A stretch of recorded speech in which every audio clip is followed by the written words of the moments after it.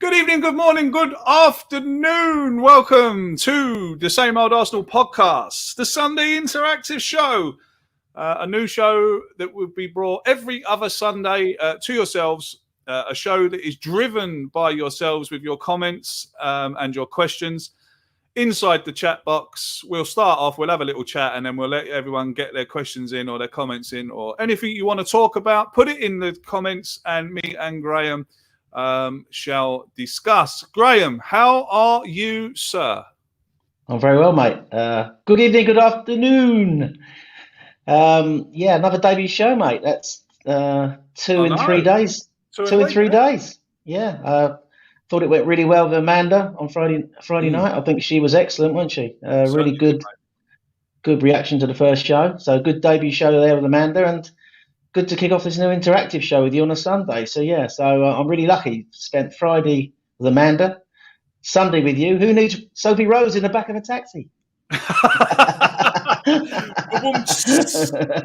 The weekly joke. Poor old judges. Good evening to you all in the comments. Good evening to you all. Hope you're all well. I see one there actually. We'll bring this one in. I hope you feel better soon, mate. I see you've got COVID there. So I hope you feel better soon. Who else have we got in here? Loads of people. Simon, Nigel, how are you, sir? Ismail, Fatality DMB. I like the sound of that. So I think the only thing we can start off, Graham, is obviously the North London derby that got called off yesterday.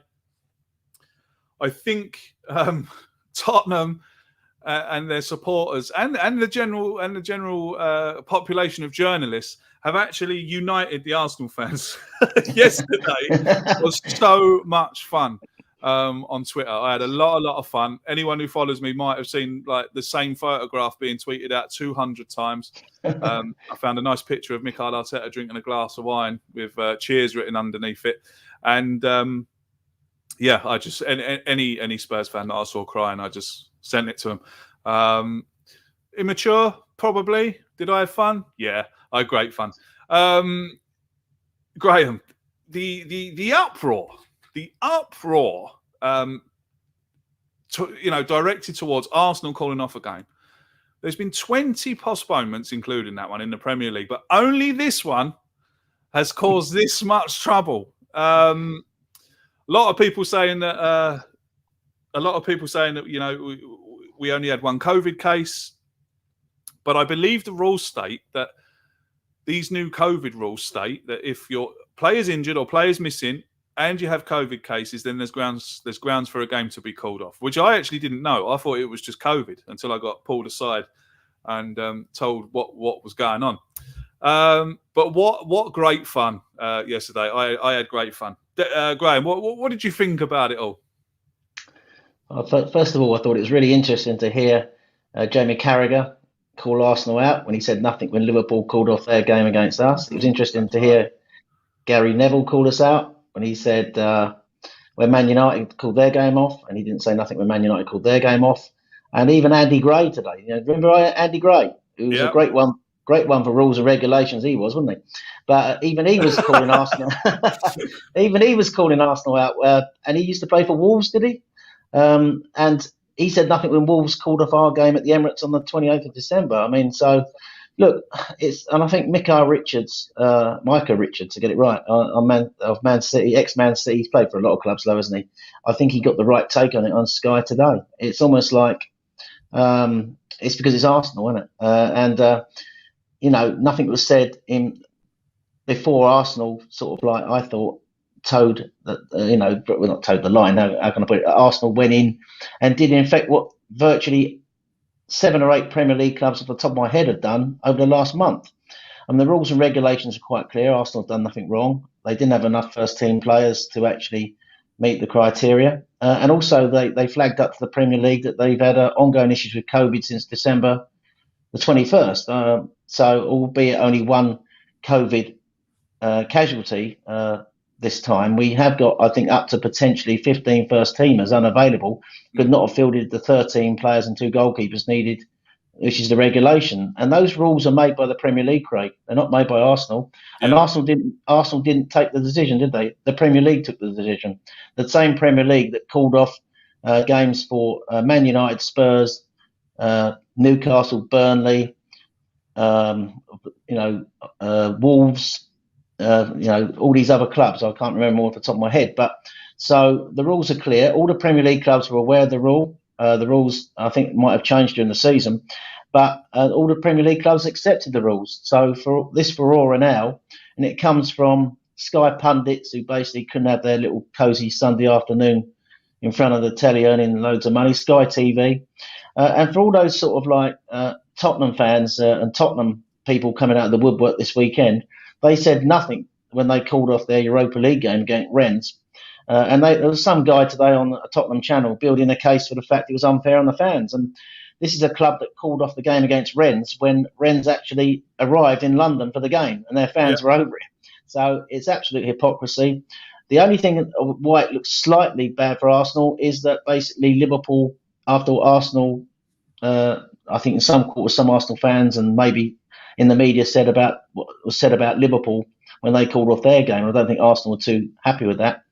Because it affected them in a way, not only the fact they couldn't play the game, it affected the way that the games had to be rescheduled. So from that point of view, you would expect a little bit of a backlash. But for all that, Arsenal have done nothing wrong. The Premier League regulations are there, and Arsenal, in effect, I think, have done what every other club is doing, protected their own interests, Craig. And I think any other club would have done the same. Yeah, exactly. It takes, and that's a brilliant point you make. It takes this to unite the Arsenal fan base, doesn't it? And to me, I mean, I'm going to be slightly biased towards my club, like all fans are biased to their clubs. But I don't think Arsenal have done anything wrong here. The regulations are clear. And Arsenal just follow the regulations. And at the end of the day, I repeat, the Premier League had to make that decision. They couldn't say no, of course, because they've given cancellations to loads of other clubs. But it's the Premier League who make the rules, not Arsenal. Absolutely. I mean, you're talking about a company as well, Sky, who will rearrange a fixture in 2 days' time to suit their television schedule. Don't give a hell about the fans that, have got tickets or have got trains booked, or they just change it, no problem. I mean, how many times have we had our fixture changed at Old Trafford away? Arsenal fans are going up to Manchester with no trains coming back to London after the game. Sky don't care. Do you know? So Sky don't care. So, me personally, Craig, I mean, I've lost 2 games. I was going to the Wolves fixture on the 28th. I booked the day off to go to that. Yeah. I might not be able to go to the rearranged game yet. Possible, but not definite. And I was going to the Burnley game on next Saturday. And I can't go to that now because it's been moved to a Sunday and I have to work. I've got a work commitment on that day. I couldn't change it. So I've lost out there. So, they don't care about me. So at the end of the day, and I admit the problem is the fans. And I get that. That is a really valid point to make. But then TV companies don't care about fans. So for Gary Neville and Jamie Carragher, Carragher's case to really spit the facts that he did, and he's got a sort of history of spitting, hasn't he? Which we have to say. He's just sort of like employed by Sky, and he's going to say that he doesn't really care about the fans. And to be honest with you, the TV companies, as I said, don't care about fans. So it's not the fan argument is a separate argument. It's all about a pop at Arsenal, which I think was not right, because I didn't hear the same sort of like intensity and energy directed at other clubs when they've cancelled their games. And I can remember one guy saying to me recently, and this, you talk about Premier League being able to rearrange fixtures. This Chelsea fan said to me recently when we played Leeds, it was a travesty that game was allowed to go ahead because Leeds had so many first teamers out. Arsenal had a full strength first team and Leeds had a load of injuries and had to play a weakened team. That game could have been rearranged. You see, the thing there is, I've been reading a lot of the things like that. The thing there is that Leeds did play a young squad, against us. But the point there is that Leeds never made an approach to the Premier League to have the game cancelled. They were happy to play it.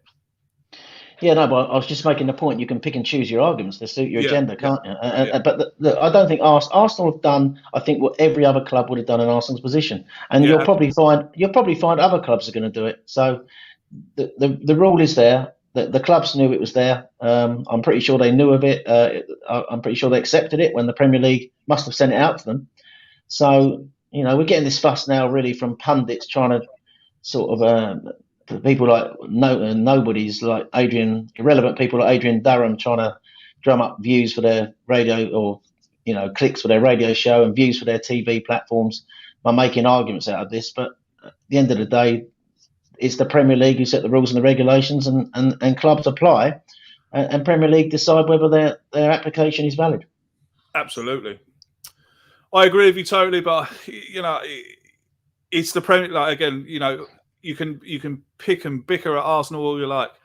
We haven't broken any rules. We followed the Premier League's rules, and the game was postponed because we couldn't field a team.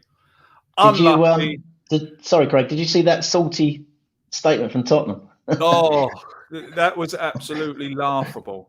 I'd love to be able to recite it. To be honest.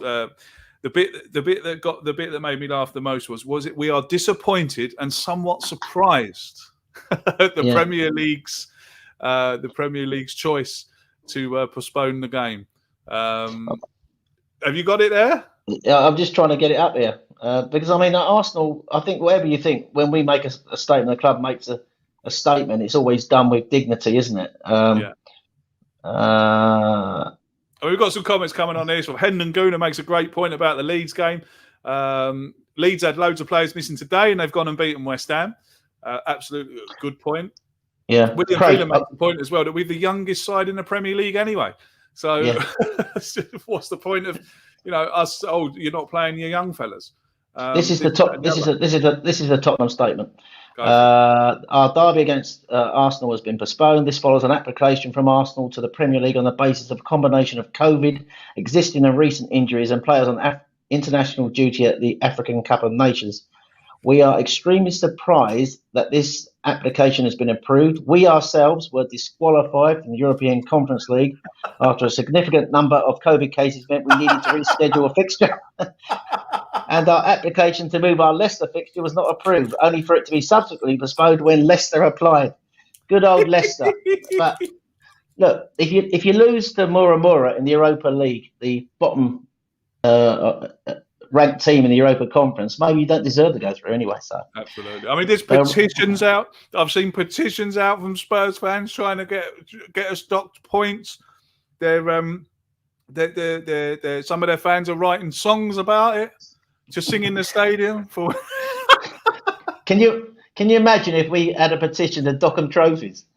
Oh, dearie me. I don't know. By the way, Tottenham fans. Hello, Tottenham fans. If you're watching or you're listening. 5,075 days without a trophy, Tottenham fans. So drink that. Drink those tears. This one comes in from Luke Williams, Graham, and he says, "Do we think that the Marseille transfer ban?" Will we get Matteo Guendouzi back? Now, Dan put this in the WhatsApp group, didn't he, earlier on today, and I replied with him saying that I'd welcome him back.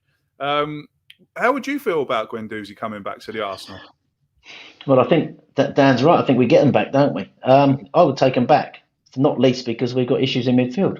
So so I would welcome him back. I think Mikel Arteta has got history of maybe once you burnt your bridges with him, he wants to move you on.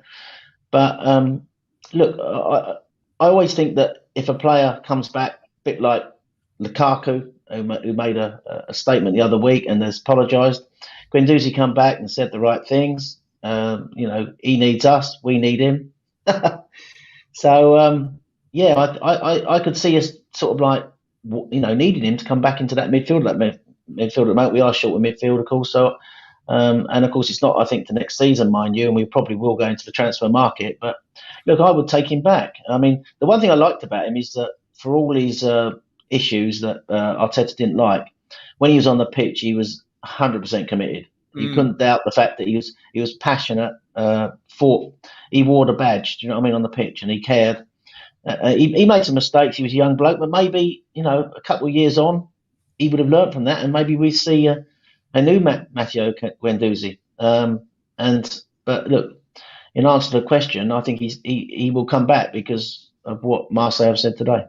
Absolutely, and I mean, a lot of people saying that Arteta moved him on because of what happened at Brighton when he got Maupay around the throat, and of course, did he got himself sent off for that? I believe, didn't he? Yeah, after the game, wasn't it? Yeah, like it can't be just because of that. There was obviously something that went on behind the scenes. Or something that was said to him after the game. Did he show him a bit of attitude, this, that, and the other? But I'm with you. I like him, and I like him, and I think there's a player in there, and because he's still so young, and because he's been away, hopefully he's had a chance to actually sit back and actually realise that he's an Arsenal player and that we're a massive club. Do you know? And when you play for Arsenal, you've got to act in a certain way, and you can't be doing that.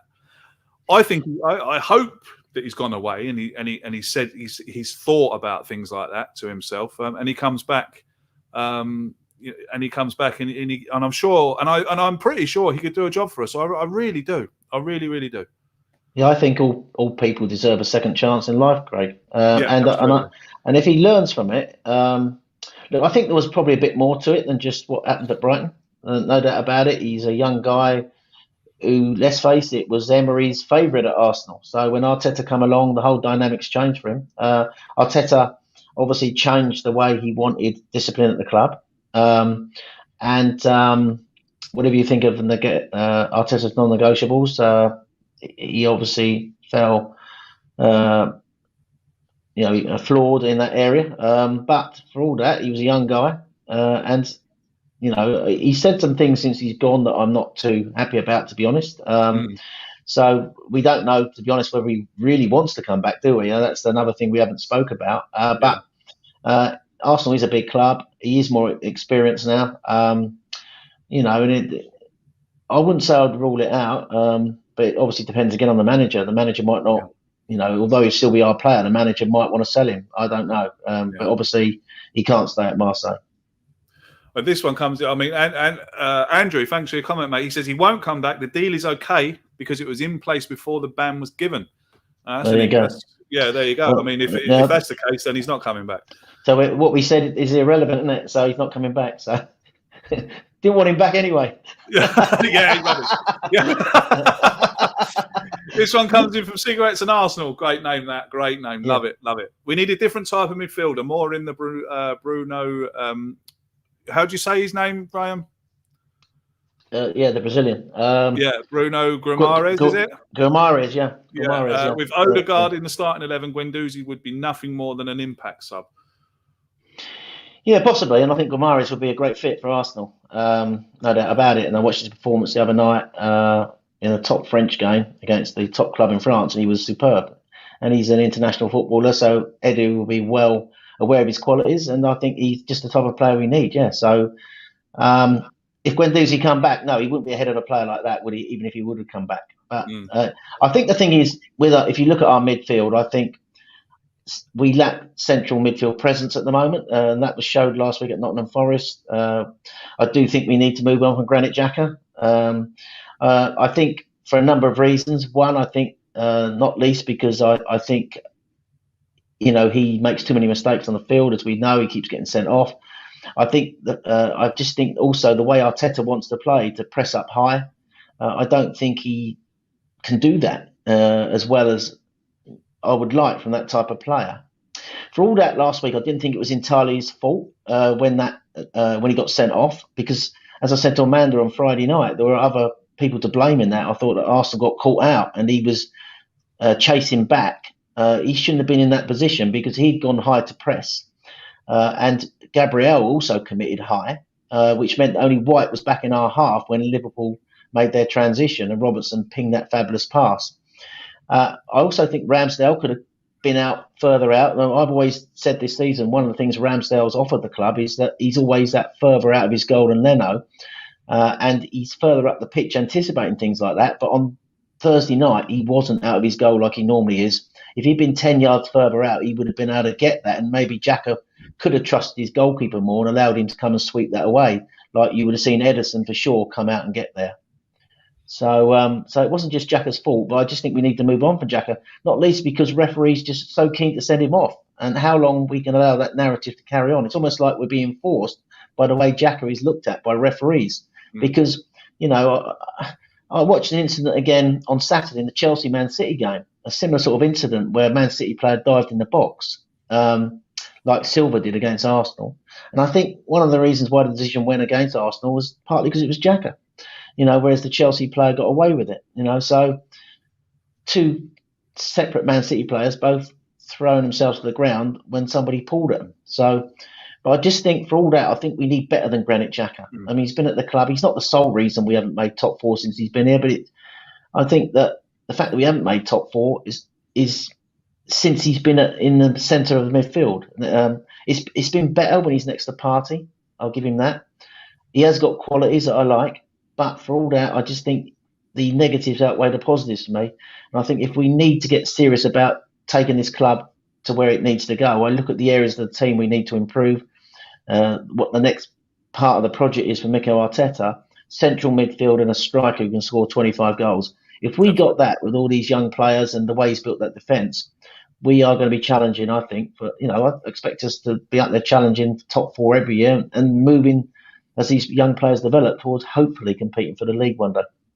Absolutely. This one comes in from, I hope I'm saying this name right, mate, Ridhi, I think. I hope I've said that right. He says, Graham, why has it taken so long for Edu to plan for this window? Now, I think, obviously, the planning for this window has got a lot to do with the outgoings as well. We've actually seen, Maitland-Niles go out on loan last week. Surely, with players like Maitland-Niles going out, Graham, there's got to be someone coming in, or there's got to be plans to bring someone in, because obviously we've seen it the weekend. We're very, very short. The North London derby's been called off because of it. So surely, Graham, in your opinion, something's got to be happening. Surely we're going to see a couple of new players walk through the door before the end of the month. Yeah, I agree. I think the problem Arsenal always had was, first of all, the players they were trying to get rid of, the deadwood from the past, who they had to get out. So that was always an issue. We couldn't bring everybody in at once. They spent 130 million. So they identified the defence, right, as the key areas. They got a goalkeeper, they got a centre half, and they got a right back. They bought Odegaard in as well. They did buy a midfielder actually, but he's more an attacking midfielder. So the players they brought in Lokonga. So Lokonga was sort of like backup in midfield as well as Tavares at backup at left back. So they spent a lot of money. You can't spend, I suppose, they must have looked at what they had available to spend. Could they have afforded to have spent more? I don't know. AFCON coming up, I think they were unlucky in that Xhaka got injured or had COVID and then got sent off. So the problem is when they were planning for the season, maybe, you could argue they would not have known what COVID would be doing. I mean, you could say that they should have known that maybe there's a possibility because we had COVID has been around for over a year. But there's only so much they can plan for, Craig. And I think they've been unlucky in certain things. You talked about the Maitland-Niles thing, but they made promises to Maitland-Niles. I think he was very good. He stayed. He barely played. So they said you could go. And then, of course, events took their course, which have led us really short in midfield. I do wonder whether he could have thought about changing the style of play, maybe going 4-3-3 and playing two number 8s either side of a number 6, which would have, I know it would have been different from the way we were playing. And we are playing in this really, what I call really fluid style now, which I like, the way we play now. But, maybe he could have changed it, or he could have gone with a back 3. He could have gone with a back 3 and played wing backs and played just 2 in midfield. Odegaard next to one of the central midfielders while Xhaka was out and Partey was away. He could have maybe done that, but that's not the way he chose to go. And obviously he's got his reasons for going the way he wants to go. I think it's a combination of possibly poor planning, not really understanding what COVID would have done, and obviously Xhaka, when we needed him, unfortunately, being Xhaka. Yeah, I mean, I can't see Granit Xhaka being here next season. Well, I hope he isn't, but I think he's got a contract, hasn't he? I mean, surely, how long ago did he sign that? I mean, well, they signed it at the start when he came back. They gave him an increase in his contract, didn't they? And gave him a pay rise. And they probably didn't get the value they wanted for him last year, Craig. But I don't think they're going to get. He's going to be worth even less next year, isn't he? Yeah, So I think we just need to cut our losses with Xhaka. A bit like, and it's unfortunate because just quickly, we are finding this at Arsenal quite a lot now. We're starting to cut our losses with players because it's just been bad recruitment, bad planning, and this is what you get. Maybe it's also a case of modern football, but we're going to probably have to cut our losses with Pepe. Probably, cut our losses with Aubameyang, like we did with Ozil. It's becoming a regular thing at Arsenal. Absolutely. Let's go through some questions here now. I've got some here pulled aside. This one comes in from Andy. Thank you very much, Andy, for your question. Do you agree that if Arsenal get... I can't say that. I'm so bad at all these foreign names. Can you pronounce... Vlahovic. Vlahovic. Yeah. And a top midfielder in January. We don't need many additions this summer, considering the players we have returning from loan spells. Great question. It's a great question, and I think the answer is I think if we do one thing in this January window, go out and buy Vlahovic, right? Because the top clubs are going to be circling around him in the summer, right? We will probably not get him. So the problem is Arsenal are really interested in this striker, right? And he's looking really hot at the moment at Serie A. He's top league. Harry, I tell you, I think Harry thinks obviously he's overpriced, and probably is, but he's at the stage of his contract where he's overpriced, admittedly, but he's going to be worth even more money, I think, in the future. So the more people that come in, the more people are going to make offers. Yeah, exactly. And I think what's going to happen is that I think a lot of top clubs in Europe are waiting to see what happens to Haaland at Borussia Dortmund. He's like the number one striker. There's very few of these type of strikers in the world at the moment of his type. And I think Haaland's going to be the one who they're all going to clamour for at the end of the season. And then the clubs who don't get Haaland are going to be going for this guy. So we've got a great chance now. And Arsenal are doing their normal Arsenal thing, sort of like Fiorentina are almost like interested in business. But they want the money up front. They want the whole of the money up front. Arsenal want to pay it in about 4 instalments. And, of course, they won't accept that. I know this is how football transfers go. You don't pay all the money up front. But I think this is the one deal that Arsenal need to try and meet them as close to what they want, because if we got this guy up front, I think he's as close to what we need as I can see in Europe at the moment. He's Lacazette, a younger, hungrier, not hungrier, that's the wrong word. He's a younger version of Lacazette in what he offers to the team in build-up play and all that things that he can do that Lacazette does. But what he's got is he's a goal scorer as well, and he's once he's acclimatised to the Premier League, I can see him getting 25 goals a season. That's what Arsenal need. I think you don't compete for titles, for cups, unless you've got a goal scorer. And if we look this season, our leading goal scorer is Emil Smith-Rowe, and that says everything, really. So as much as we're pleased that our midfielders are now chipping in with goals, our two main forwards on our biggest money, Lacazette and Aubameyang, are not scoring the goals that they used to. So don't get me wrong. I think we do need a central midfielder, and Cremier, if we could get him, or a top quality centre midfielder, that would be great business. Even if we get Arthur on loan to the end of the season, I don't know what's happening with that deal at the moment, or we got another midfielder. If you offer me one option, albeit it's not going to solve our midfield problems, get that striker, pay the money, just bring him in for next season. I mean, he definitely looks like. I've been screaming out for a big, tall, strong centre forward for the last God knows how long. The last centre forward we had like that, God bless him, was Olivier Giroud. Brought in for £15 million, and by the time he'd left, I know a lot of people call him this and that, and he's been called a few names. But I mean, for £15 million, he left Arsenal, didn't owe us a thing, if you ask me. But what I will say about Olivier Giroud is, that year that if he had scored a few goals, he might have won the league. So many games that he blanked. But he is the one that we need, I believe. You know, you've got Saka getting down that wing, you've got Martinelli getting down the other wing, whipping crosses in. There's no one in there to follow up on them. And with this man in the middle, I'm sure we'll get a few more goals from the crosses.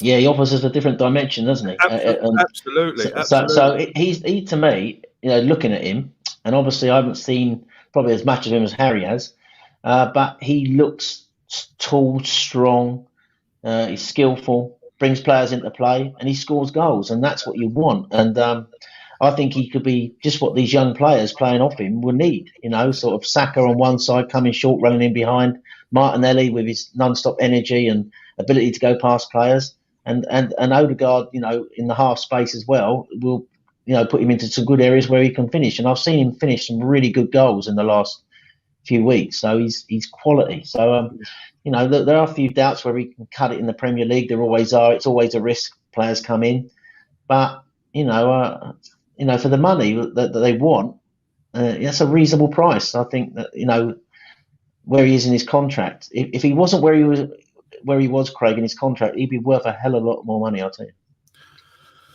Let's hope we can get him in. I mean, I'm not going to sit here and pretend that I've watched him or know of him. You know, the first time I heard his name was when we got linked with him. So, you know, you can go on YouTube, you can watch him. We can listen to what Harry says, because, you know, Harry is big into the Italian league, and Harry would know what he's talking about. So, I mean, I think Harry believes that he's a little bit overpriced, but like you said, he's going to be at that, at this time of his contract. Let's bring in another question here. Sorry, no, I have them starred here. Black Falcon TV, thanks for your question, mate. Thanks for coming along. Are Arsenal still overcoached? And I think by overcoached, I've seen a lot of people say this about Arteta. They think that he's overcoaching him, or the team, overcoaching them, because he's so vocal. I just think it's because he's vocal, and I don't think he is overcoaching them, Graham. I think it's just that he's a coach that likes to, you know, up and down his line, you know, and in his area. He's just one of those managers that likes to be up and shouting instructions. I think there's no doubt he does. Look, I used to criticise him for overcoaching the team. When I used to do, you know, I do that Tactical Insight show, though, James, up in London on AFTV, don't I? And I always said in those early shows when we used to watch the games back, you know, he's overcoaching the team, particularly up front, right? But I do think he's found ways now for these players to be more expressive in the system he's created. So he coaches them, but he allows them within that coach structure to express themselves. And I think that's what I've noticed over the last few weeks. I mean, he's clearly coaching them on the pitch. We saw that with Tavares at Nottingham Forest. And the moment Tavares wasn't doing what he wanted, you know, and I know Tavares was on his side, he was watching him and he was coaching him and he wasn't doing what he told him. He whipped him off because he felt as though he was playing for himself, not playing for the team, and affecting the performance of Charlie Patina. So he's always there coaching, no doubt about it. And he kicks every ball, doesn't he? I mean, I sit above him when I go to the games. I'm looking down from about roughly the middle of the pitch up high. So I can see him coaching the team. He's definitely coaching the team. I've got no problems with it's modern football. It's all about coaching. So, and I've got no problem with coaches coaching the team from the defence, how they want to build up. I just think the final third of the pitch, you have to say to your attacking players, you know, just go and express yourselves, like what Wenger did, you know, sort of like not hold players back from expressing themselves. I thought he was doing that a little bit in the past, but I think now he's found a system. We play up now almost like in a 2-3-5 still, but it's fluidity in the way the team plays now. I think he's coached them in the movements, the way players interchange, the triangles that are building on the pitch in certain areas, even in the midfield. And also the way he asked us to press. You know, the way we pressed in that Man City game was down to him. You know, and he wasn't even in the stadium, but he clearly worked it out. The way we were going to, he understood Man City. He sort of like stopped Man City playing out. He had Odegaard sort of tracking the pass into Rodri. He had Martinelli pushing on to the centre half when the ball went out wide on the right, and then he had Xhaka pushing up on the right back. That was coached. You could tell that. So out of possession, he clearly coaches the way we press. He's improved the way we play out through coaching. He's improved the way we press up top, Craig. So, and they're two things that I've taken from the way he's developed the team in his style. What he's done now, I think, that I wanted to see is he's allowing these young players, and they've got talented young players, to express themselves in the final third. He's coaching the team to get them into positions where they can then show their individual flair, and you've got to compliment him on that. Absolutely. Daniel says this. Daniel says, how can you be overcoached? I don't understand. If a manager didn't do anything on the touchline, they will be criticised. Damned if you do and damned if you don't. Good point. I make a good point, because I mean, this one comes in here from DV. No one says anything when Pep, Klopp or Tuchel do it. Again, an Arsenal fan thing, probably looking too much into it, I think. I'm quite happy to let him do what he wants to do, because, like you say, Graham, that something is definitely working. It appears to be definitely working. Much more fluid with the ball, much smoother transitions going up the pitch. So I mean, look, let him carry on doing it. Do you think, Graham, that because he played for Arsenal, because he played for Arsenal, he knows what we want, and and that he tries to get, he perhaps he over tries to get the instructions to the players, or do you just think that's his style of management? No, I think it's his style of management. Obviously, you are right. He's an Arsenal man because he loved the club. He made that quite clear when he retired. He wanted to come back and manage the club, and he clearly, Arsenal, albeit he went to Man City, Arsenal still his club, and he captained the club, didn't he? So he's one of only 4 Arsenal players who managed and captained the club. So he went to Man City. I think what he learned at Man City under Pep, he's brought back to Arsenal. That's clear. So when we talk about the way Pep coaches Man City, I think he learnt off Pep up there, and he's brought a lot of that style of coaching and management back to Arsenal. But I think that's just in him as well, because he's always tactically astute when he was on the pitch as a footballer, wasn't he? The way he played under Wenger. So, because I remember when he started off at Everton, he started off, I think, at Glasgow Rangers when he came over to Scotland before he came to England. Yeah. But he was more of an attacking midfielder at Everton, but as he got back into almost like, as he got older, he started changing the way he played, almost like into a holding midfielder. And Wenger sort of like trusted him on the pitch, didn't he? And I think that's where he got a lot of his beliefs of the way he wanted football to play. I think, remember, he learned under 2 really good managers, Wenger on the pitch, trusted him on the pitch, and Wenger was his manager at Arsenal. And then Guardiola at Man City, and I think he's brought that to Arsenal. This one from William. He says, does Graham find it unusual that Liverpool are favourites on Thursday, especially with us at home, and the Ox probably injured? I find that quite strange that they're favourites. I at the moment, I would back Arsenal to beat anyone at the Emirates. I always have. I back us to beat anyone, Graham, at the Emirates Stadium, and I would especially back us to win on Thursday in a game that's a one-off. It's a one-off game. Win it, and we're at Wembley. So I mean, to have Liverpool as favourites, I mean, that ground I would expect is going to be hopping on Thursday, with everything that's happened over the weekend, with everything, going up to Anfield and getting a draw with 10 men. I mean, I've never seen, after that game on social media, I shouldn't really judge everything on social media, but after that game, I've never seen the Arsenal fan base as together as they were. And as long may this continue, because social media now and Twitter and Facebook and stuff like that is becoming a joy again to be involved in, because we're all singing off the same hymn sheet. Yeah, well, first of all, I've been at the stadium. As you know, I don't go to away games much these days, but I go to home games, and there is a definite different feel when you're in the stadium watching games. The fans are the togetherness when we came back into the stadium at the start, even at the Chelsea game when we started the season. We started this program actually tonight talking about COVID.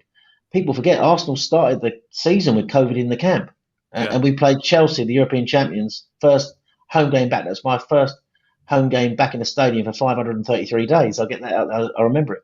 And the togetherness in the fans that day, I think, has set us up for the season. We lost that game 2-0. Chelsea were far better. and deservedly won. But then we had White out with COVID, Lacazette out with COVID, Aubameyang out with COVID, and plus a COVID outbreak in the camp, that we literally played a back four, which included Chambers, Holding, and Murray, which when you think about how fine-tuned and good our defence is now, that just showed how weak the defence was that day. So there is a definite togetherness in the stadium now, Craig, and I think that's carried on for most of the games. I always think the away support, even when I used to go, was phenomenal. So it's not always reproduced in the stadium, but from what I gather, it rocks now. When I'm there, it rocks. Tottenham game, for example, definitely feel there's a togetherness now between the players and the supporters like I've not known for a while. So that's one thing. On the original point of who's favourites on Thursday, I think it's 50-50. That's what I honestly think. I think the reason why Liverpool are favourites is purely because they're Liverpool, because they are higher than us in the league. They won the Champions League a couple of years ago. They've won the league title. Klopp's the manager. They're missing, when you think about it, Salah and Mane, obviously, which is the key for them up front. But for all that, they've still got a quality team. They've got their whole defence back now. Alisson, Trent Alexander-Arnold, Van Dijk, Matip, and Robertson. It's a phenomenal back five. Fabinho is excellent in midfield. Henderson obviously plays for England. And then the third midfielder, obviously Thiago, is the one they're missing at the moment. But they've still got players who they can bring in. Curtis Jones, Ox, you say might not be available this week. They've got options as there, or James Milner even. So they've got options in midfield. It makes that's part of the team okay. The only thing they haven't got, I think, is that because Liverpool, let's face it, are a team that play in transition. They are a team that love you coming onto them, and then they try and hit you quickly through through midfield to their two front players, Salah and Mane. That's the strength of the team. So they haven't got that at the moment. I think Klopp's well aware of that. I think Jota is a really top player, though. I think he's been one of their players of the season, and of course he's the one who Xhaka got had to challenge and got sent off for that challenge when he was in a good position. He's been scoring goals. We've got to watch him on Thursday because he's good in the air. He scores goals. He's a top player. He's a top player at Wolves. I think Firmino is not the player this year that he has been in previous seasons, but it doesn't mean to say he can't do it on the night. And Minamino is a good player for all that. So it's still a really strong side. And I don't know as yet who we're going to have available because for all that, we are still light in midfield. We won't have Thomas Partey, who I think is crucial to the way we play. And his performance against Man City showed how good he can be. And if we had him playing like that against Liverpool, against their midfield, and I remember when he played for Atletico Madrid a few years ago, he dominated their midfield at Anfield. That game at Anfield, So he's a massive miss for us. So our midfield against their midfield is a little bit of a worry, to be honest. I'll be absolutely honest with you. And they have got a strong defence. And so it's going to be a tight game. I do feel it's going to be a tight game. And we don't know yet who's going to be fit for Arsenal, who's, hopefully we'll have the strongest possible team, but we won't have what I call a real midfield presence with quality midfielders because we won't have Xhaka and Partey, for example. So he's got to find a way around that. And again, I don't know whether Odegaard's going to be ready. Smith Rowe is struggling with injury. Of course, we've got other players struggling with injuries. Kieran Tierney now has got an injury, and Tomiyasu.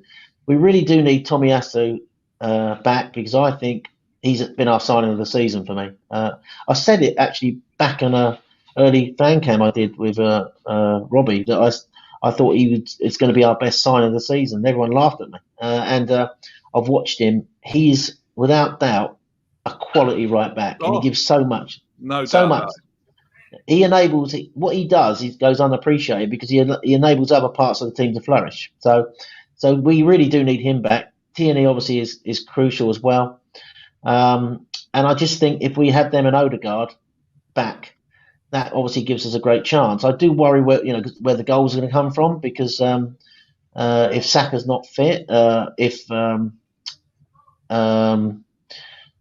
don't think Lacaz's scoring a lot of goals. He's improved his output lately. So it's going to be a tight game because Liverpool got a strong defence, good goalkeeper. Even without Salah and Mane, I just think it's a 50-50 game. Liverpool are favourites because it's Liverpool, I think. But, we got a great chance. We did what we had to do at Anfield. And so we got one off game. I totally believe it. I totally believe we can win. I totally believe. Andy says, our thoughts on Guendouzi. We've already touched on Guendouzi, Andy. We're not too sure if he's going to come back because apparently, because the option to buy was put in before the transfer ban, that it's still going to stand. This one was coming in from Mark Arthur. Thank you very much indeed, mate. I really appreciate that comment. Thank you very much indeed. It's an absolute pleasure. Thank you. Let's just see, because I've kind of lost track here now of what. Here you go. Look, give our predictions for the Liverpool game. 2-1 Arsenal. 2-1 Arsenal. I'm going. Look, I'm always going to back my club, so I think it'll be a tight game. I think it's going to be a 1-goal game, Craig. Remember, if it's level, the away goals don't count. I think it goes to extra time, doesn't it, and then penalties. So that's right. It'll be a one goal in it. I think. I just hope we shade it. I hope so. I mean, I think we could take Chelsea as well in the final. I really do. I'm that confident about them at the moment. I reckon we could win it, and it'd be a massive, it'd be a massive thing to get a trophy this season, especially with what's going on behind the scenes and everything. The Amazon documentary and everything like that going on. I was just going to say, sorry to interrupt you there. I was just going to say we haven't won that League Cup since 1993. I was actually at that final when we beat Sheffield Wednesday 2-1, the famous final where. Is that the last time we won the League Cup? Yeah, 93. Yeah. Bloody hell. We won the double that year, the double, both cups, and we beat Sheffield Wednesday in both finals. Both finals. I was at Wembley for both of them. The first game we went a goal down, then Paul Merson equalised, and then Stephen Morrow. Do you remember that name? He got the winner. Yes. Yeah. And then Tony Adams picked him up, threw him over his shoulder, and he broke his shoulder, didn't he? So exactly. and then the second game was such a great night, really, for an unsung hero of Arsenal, because we drew with them at Wembley 1-1 in the first game. It wasn't a particularly good game. We didn't play well. And Andy Linnigan, a real unsung hero, 90th minute, popped up from a corner, headed in the winner, didn't he? So two great memories for me that year. We won both cups, and it's about time we got back to the League Cup final. We won it in '87 when Charlie Nicholas got a double. I can remember in the '60s we lost finals to Swindon and Leeds when I first obviously was coming aware of Arsenal. And when my dad obviously told me the stories because he used to go to the games there. But the only time I've seen us lose to Luton Town in the final, 3-2. I remember that. Yeah, I remember that. Nigel Winterburn missed the penalty. And we lost to Chelsea, of course. I didn't go to that one. When we played a younger team, didn't we? I was in Lanzarote for that one in a bar full of Chelsea fans. And when Theo Walcott put that one in, my wife got up and walked out. But they had the last laugh in the end. I have to say to those Chelsea fans who I watched that cup final with, we had a bloody good afternoon after that game. We're all on holiday, so there was no bitterness. The beers were flowing, and we had a good afternoon. We had a good afternoon after that game. This one comes in from Amanda. Good evening, boys. Good evening to you too. When the team is announced on Thursday, there's going to be a complete meltdown from Spurs and Liverpool fans. Let's hope so. Let's hope so, because I want to keep bringing out this picture. Is my favourite picture of the weekend. I can start spamming that one again. My favourite picture of the weekend. Absolutely fantastic. Let's go for a couple more. We've got time for a couple more.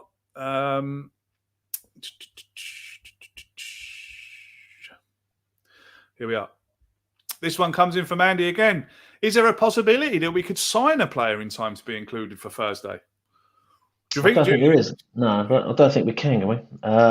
Surely there's time. I mean, surely. But there's time, but you've got to get him in, you've got to get him registered, and, would he be up to speed that quick? I mean, we could do. But whether it be the right moves, another. Do you expect? Okay, let me change the question slightly. Yeah. Would you expect anyone to be in and ready for Thursday? There's a possibility we could get someone in, but when players come in, they don't go normally straight into the team, do they? For all that. So I think if you look at it, I think we've just got to manage this, Craig. We've just got to manage this on Thursday night in some way. He's got to get the structure of the team right. Maybe play a 3 in the midfield to compete with them in a 3. Maybe if Odegaard's back, he could drop in into a 3. It depends who's available, of course. But expect someone to come straight in and then within a couple of days straight into a game like that, it's a big ask. Even if it is an experienced player, like Arthur Brazil of Juventus. If we get him, I'm not saying we're going to get him. I'm just saying if it was him. whoever we get. But I think we have to look upon it. We need in this window to bring in a midfielder. That's absolutely clear. So, but if you gave me a choice, if you said, take one player, you can definitely have one player in this window, I would take Vlahovic all day long because I'd see the value there long term of what he could offer to the team. And I think we just need to manage this situation. Get the players back. I think we're putting ourselves in a position now where we got a Carabao Cup. We're in a fantastic position now to challenge for this top four. And I think it's vital we get that top four place, because if we do, it does put us in a position when we start looking at signings in the summer. I know Mikel said this week that players always want to come to the Arsenal, regardless of where they are in Europe. And we proved it. We got Aubameyang, we went in the Champions League, and we do attract big names. But just imagine what that would do if Arsenal got back in the Champions League. Bright young manager, young players, the potential there. We would sort of like be in the market to get those sort of players who want to play in Champions League. And whether you like it or not, players do want to play Champions League football. One more question, and this is what was actually reminding me of the question I wanted to ask you. If we can't get Vlahovic, Dominic Calvert-Lewin in the summer would be a massive signing for us, I think. And again, another player who I think could do a massive job for us. I really, really do. Yeah, he would. He was for a long time my number one choice, actually, Calvert-Lewin. After events at Everton today, there's going to be talk about who goes and who stays. I don't know what manager's going to come in. The Benitez thing, really, that's the other big talk. Sort of like. Well, it's Agent Rafa, isn't it? Surely, Agent Rafa, go in there, muck it all up. Yeah. I think Calvert-Lewin would cost a hell of a lot of money, English tax as well. But yeah, look, if we can't get Vlahovic, and you said, well, you can have Calvert-Lewin, we can't get Vlahovic, you can have Calvert-Lewin. It's not a bad alternative, in my opinion. He would suit the way Arsenal play, of all the players that are out there, and that's the type of forward we need, I think. And he's proved at Premier League level to be a goal scorer. So yeah, so that would, if we don't get Vlahovic, that's somebody who would improve us as a team. Absolutely. Right. One last question. This one comes in from Sidhant. I hope I've said that right. Sidhant. Graham, what are your thoughts about ML playing as a false nine, similar to how City play with Foden or De Bruyne? I think it would give us more fluidity and help our wingers move forward into spaces more. Yeah, I'm not against it. We tried it last year, didn't we, in Villarreal? That false nine experiment didn't work on the night. But I think the team's a lot better now, a lot more clued up. I think the way the team has evolved this year, I think one of the reasons it didn't work last year, actually, because we played Xhaka at left back. I think there was other structure in the team that didn't work on the night. So maybe you couldn't really judge it. I'm not against it, and I can see it being a possibility in the future, actually, because the way Man City play. I always thought you can't win the Premier League without a recognised forward, and they proved me wrong. So yeah, I could see it working. He's right. It would. And these players, remember, are fluid in their movements all the time, interchanging. Martinelli, he could play false nine. He could go out left, and then Martinelli could come into that centre forward role, running in from the left hand side. So you've got really good young talent there that sort of like can play. You can change them all around. We talked about this on the Same Old Arsenal the other Monday, didn't we? When we talked about, you asked me that question about how can you get four players into three positions. Yeah. It's not necessarily Odegaard all the time for Smith Rowe. You can change any one of them around. They're all they can all play in different positions. So yeah, Smith Rowe could sort of like play at that false nine position. He could then go out wide left, and then Martinelli could come more central in a fluid sort of system that moves around the pitch a lot when we're attacking.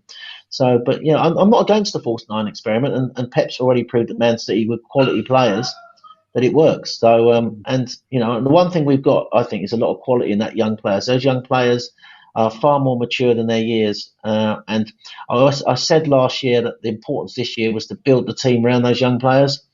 And I think with Arteta, what he's done this year after a shaky start, I think we're seeing signs of that evolution, and if we could I'll just repeat again, Craig, on this first show we're doing together, if we can just get one quality centre mid and a striker who can bang in 25 goals, just imagine what that would do to us next season. Yeah, absolutely. I mean, I think people might disagree with me, but I think that's all we are away, to be honest. is that quality central midfielder that could, link it all together. And like you say, that striker up front that when there's a half chance, the striker that I want is the one that will take a half chance and put it in the back of the net. Like we've seen so many times Aubameyang have a half chance and miss it.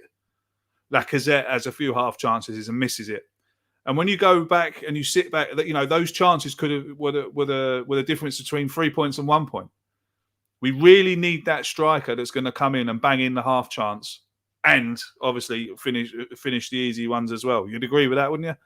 Yeah, I would. I think if you look back at the history of Arsenal, we've always had that type of striker. We haven't bought a striker for 4 years, have we? So I think the time's come for renewal in that position. Ever since I followed Arsenal, we've always had a striker up there in the scoring charts. Great strikers.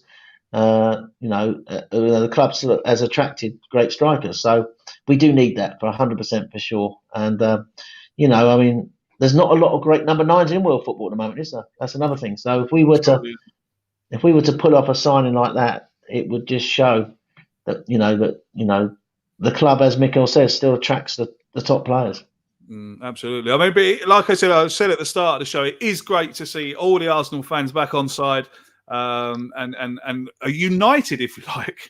So I mean, thanks to the English press and thanks to Tottenham Hotspur for bringing us all together again, because it was, like I said earlier before, great fun. One last question comes in from Amanda, and the answer is me.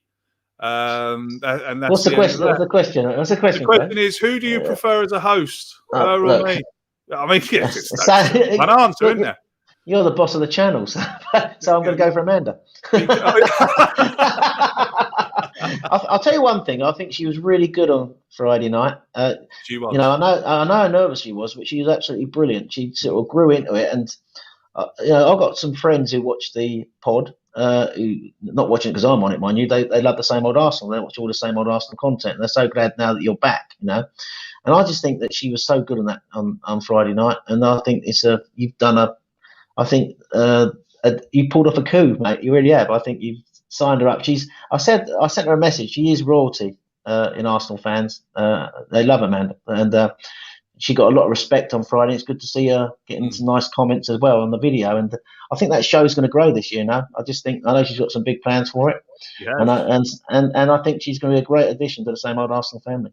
Absolutely, she's got a nice guest lined up as well for next week. I can't say much. It's not you, is it? No, it's not me. You'll find out tomorrow. Tune in tomorrow to find out who Amanda's special guest will be on Friday. It's definitely going to be one that you are all going to watch. Lads and lasses in the chat room, thank you very much for joining us this Sunday evening. It's been an absolute pleasure. It's nice to actually have a chat with Graham one-on-one in a nice, relaxed atmosphere. We've had a bit of fun tonight, taking the mickey out of that lot up the road. So, yeah, it's great. It really is nice to just sit down after a hard day. I've been up the ladders painting, had a nice shower, and I might go downstairs now and have a nice creamy pint of Guinness just to end my evening. But thank you very much, everyone. Go for it, mate. Yeah. Sorry. I was just going to say it's really great that you're back now. I think that I think everyone's missed the same old Arsenal. I know. I think you've got your shows back. You've made a great addition, Amanda, with her show. Same old Arsenal tomorrow night. You've got the lads back for the normal Monday night show, which is brilliant. Everyone loves that. And then you've got the 4 men and the mic back. And we're going to be doing this every other week, which is going to be great. And then you've got Amanda's show on Friday. So you've got you're getting almost like a show a day, and not also to forget our friends in America. That show is still going. Absolutely, yeah. I mean, we mustn't forget our friends in America. And one of my mates is on that. Glenn from New York. Glenn, yeah. I love him. Love him. And the bearded Gooner, he's such a good host, isn't he? So absolutely brilliant. I mean, I'm probably guilty of not. I'm probably very guilty of not promoting them as much as I should. But I mean, I'm in contact with Tanner, and he knows the score. He knows that I'm very appreciative of what they do over there. And they keep churning out some quality stuff. Yeah, like Graham says, don't forget to join us tomorrow night at 8:00 for the main podcast. Me and Dan signed up for it so far. I'm sure another 2 will take the seats before tomorrow at 8:00. Probably the judge. and Harry, I think. So possibly me, Harry, Lee, and Dan. Dan.